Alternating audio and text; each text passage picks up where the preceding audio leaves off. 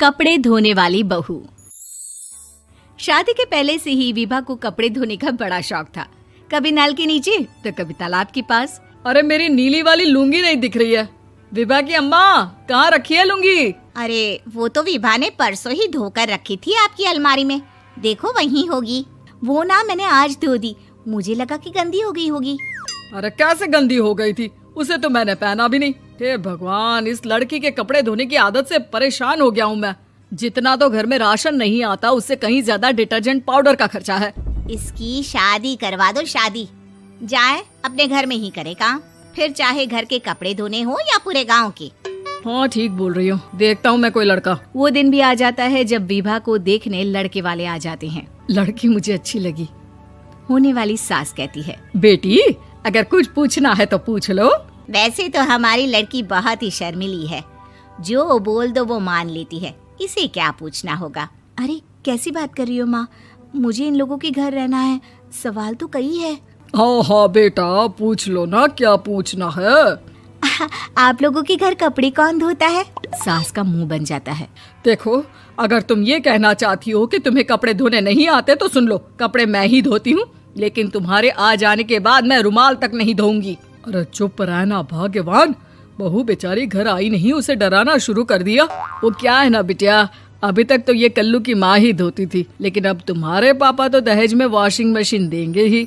तभी विभा की माँ बोल पड़ती है, सवाल भी पूछा तो क्या। वैसे भाई साहब, मशीन की तो फिर भी कपड़े धोने की कैपेसिटी होती है। मतलब जो बिटिया दे रहे हैं ना विभा, इसे कपड़े धोने का बहुत शौक है। ये आप लोगों के क्या, आस पड़ोस गांव मोहल्ले सबके कपड़े धो दे और उफ तक ना करे। बाहर देखा नहीं आपने कितने कपड़े सूख रहे हैं? सब हमारी बिटिया ने ही तो धोए हैं। बस भी करो ना माँ, शर्म आ रही इतनी तारीफ सुनकर। और तो और एक दाग निकाल कर दिखाओ तो मान जाऊं। हाँ अच्छा, माफ करना बेटा, मैंने गलत समझा। हमें तो रिश्ता बहुत पसंद है। और ऐसे जुड़ जाता है रिश्ता कपड़े धोने का शौक रखने वाली विभा का। उसकी शादी हो जाती है कोयला फैक्ट्री में काम करने वाले कल्लू के साथ। शादी के बाद अचानक विभा चिल्लाती हुई सास के पास आती है। सासू माँ, अरे सासू माँ कहाँ है आप? ये तो धोखा है, धोखा दिया आप लोगों ने मुझे। इसे ससुर के चक्कर के बारे में पता चल गया। अरे तो उसमें तुझे क्यों धोखा मिला है? अरे नल में पानी नहीं आता, कपड़े कैसे कब धुलेंगे? अच्छा, तू पानी नहीं आ रहा उसकी बात कर रही है। तो आपने क्या सोचा? कुछ नहीं। अच्छा, तेरी माँ ने कहा था कि कपड़े धोने का शौक है तुझे, याद आया मुझे।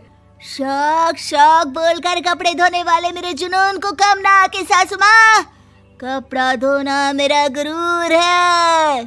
तभी पति भी वहाँ आ जाता है। अभी मैंने इसे सनी देओल की फिल्म दिखाई है, उसी के डायलॉग मार रही है माँ। अच्छा सुन, साफ साफ बता रही हूँ, पानी सुबह 4 से 6 और शाम को 10 से 12 आता है, समझी?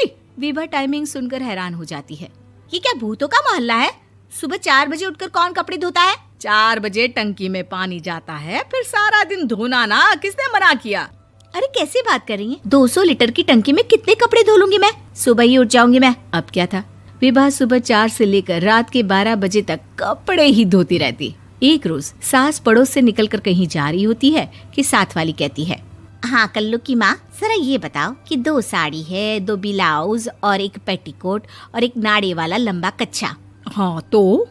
अरे तो क्या, कितना लोगी धुलाई ये बताओ। धोबन दिख रहे हैं हम क्या? हमारे पति सरकारी नौकरी से अभी रिटायर हुए हैं और बेटा सुपरवाइजर है कोयला फैक्ट्री में। धोबन समझ रखा है हमें? हाय रे कल्लू की अम्मा, माफ कर दो, वो तो मोहल्ले में यही सब बता रहे थे कि तुमने बहू को कपड़ा धुलवाने के काम में लगा दिया है। सास को पड़ोसन की बात सुनकर गुस्सा आ जाता है। वो घर पहुंचती है जहां घर के बाहर ही इतने सारे कपड़े सूख रहे होते हैं जितने कि किसी धोबन के घर पर। अरे ओ कल्लू की दुल्हन, बाहर निकल।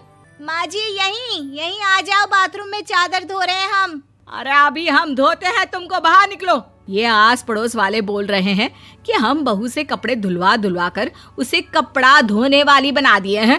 अरे छोड़ो ना माँ जी, किन लोगों की बातों में आती हो? आस पास के लोगों का तो काम ही होता है कि वो किसी तरह सास बहू को लड़ा दे। बहू सारे घर के कपड़े धोती है, ये क्या कम है? बोलिए। सास को भी लग जाता है कि वो बहू का ये सनकीपन नहीं छुड़वा सकती, इससे अच्छा है कि खुद ही चुप हो जाए। एक रोज सास और बहू मंदिर जाते हैं, जहाँ सास की साड़ी वहाँ खड़ी भीख मांगने वाली से मिलती है। माँ जी क्या बात है, आपकी साड़ी उस भिखारन से कितनी मिल रही है ना? हाँ हाँ देखो तो, दोनों की साड़ी मिल रही है। क्या बात है कल्लू की अम्मा, तुम खुद को तो अफसर की बीवी बताती हो और ऐसी सिंपल सी प्लेन साड़ी पहनकर घूमती हो। सिंपल और प्लेन नहीं है ये साड़ी। तो क्या सोने के धागे से फूल बने हैं? कुछ भी सासू माँ, कुछ भी। हाँ बने थे इस साड़ी में सोने के धागे से फूल। मेरे पति लेकर आए थे मद्रास से स्पेशली मेरे लिए 10,000 की। ताहे भाई साहब इस भिखारन के लिए भी सेम टू सेम साड़ी लेकर आए होंगे 10,000 की।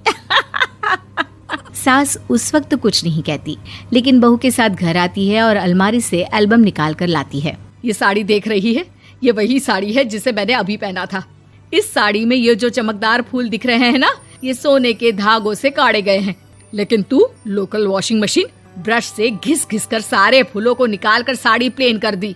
मुझे माफ कर दीजिए सासू माँ। और तो और, जब मैंने तुझे तेरी गलती के लिए कुछ नहीं कहा, लेकिन तूने तो सबके सामने मेरा मजाक ही बना दिया। क्यों? बहू को समझ में आ जाता है कि अब से उसका कपड़े धोना बंद।